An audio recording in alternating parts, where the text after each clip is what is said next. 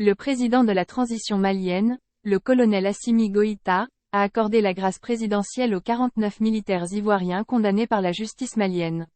L'annonce a été faite à travers un porte-parole ce vendredi 6 janvier 2023 par le porte-parole du gouvernement malien, le colonel Abdoulaye Maïga. Les 49 militaires bénéficient d'une remise totale de peine.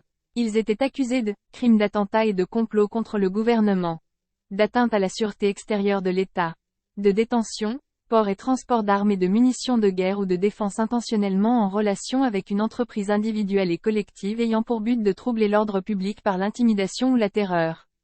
Pour le porte-parole du gouvernement malien, cette décision du colonel Assimi Goïta démontre l'attachement de ce dernier à la paix, au dialogue, au panafricanisme et à la préservation des bonnes relations avec tous les pays de la région, et la Côte d'Ivoire en particulier.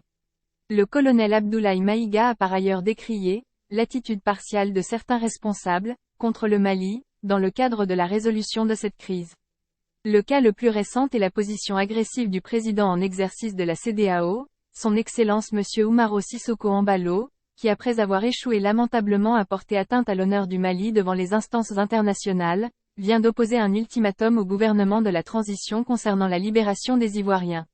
Le gouvernement de la transition voudrait faire remarquer à son Excellence M. Embalo, que depuis, le 14 janvier 2022, le Mali ne figure plus sur la liste des pays intimidables et a définitivement retrouvé sa souveraineté, peut-on lire dans le communiqué.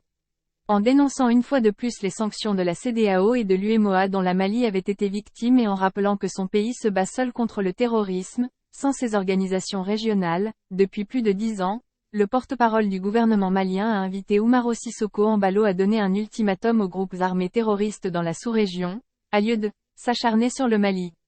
Aussi, dans l'intérêt des peuples ouest-africains, notamment leur sécurité et leur bien-être, le gouvernement de la transition invite respectueusement son Excellence M. Embalo, à donner des ultimatums aux groupes terroristes qui constituent la plus grande menace en Afrique de l'Ouest, ainsi qu'à canaliser ses efforts dans l'éradication de la pauvreté dans la région. C'est en cela qu'il fera œuvre utile et rendra service au peuple de la CEDEAO, les seuls que nous devons tous servir, a conclu colonel Abdoulaye Maïga. Si ce sujet vous intéresse, n'oubliez pas de laisser votre avis en commentaire.